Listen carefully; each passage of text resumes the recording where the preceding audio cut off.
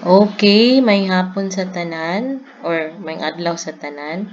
Okay, kani nga video para ni siya unsaon pag-create og Ethereum wallet og asa makita ang uban naglisod asa daw makita ang ilang address, wallet address. So simple ra kay ni siya adto lang ta sa may ethereumwallet.com. Dayon diri sa main nga dashboard niya i-click ang new wallet dayon enter the direct password. Okay, dayon i-click ang create new wallet.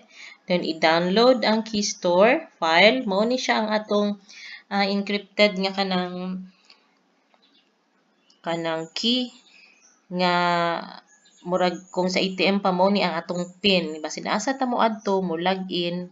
Wala may username and password aning may Ether wallet. Ang key ra yun ang kinahanglan nato. So kinahanglan kaning key nato is itago nato ni siya sa safe place. Okay, click understand continue. So mo na ni ang key. I-generate para sa imo. So i-save na siya, i-print. Dayon kung i-save nimo sa imong computer or sa imong cellphone, kinahanglan separate jud siya kay para dili ka masayop og copy and paste.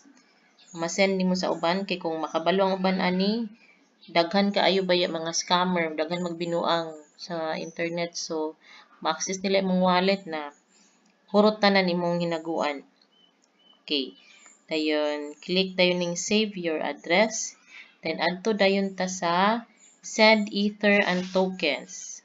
Okay, send ether and tokens. I-click dayon ning private key. I-paste dayon diri tong key nga gihatag sa imuha. Dayon, i-click dayon nato ang unlock. Okay. So mao na ni ang imong wallet. So diri ka mag-send, diri po nimo makita kung pila na ang amount. So kani na dayon ang imong wallet address. Mao ni ang imong ihatag sa katong gusto na magpadala sa imuha, mag-transact katong sa mga bounty og airdrop kato bitong pangayoon nila unsa imong wallet or ERC20 wallet. So mao na siya.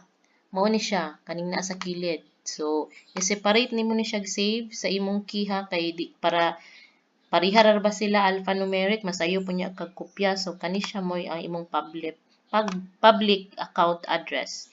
Katong key mag-access lang ka ato sa imong every time kung mag-access ka sa imong wallet. So anywhere ka nga computer, tablet, cellphone, basta naalan to siyang key, ma-access niyo imong kuan wallet. So mao lang to siya sa karon.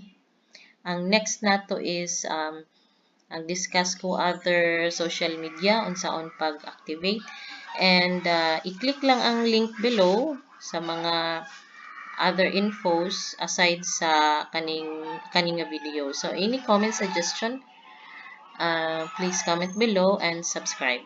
Thank you.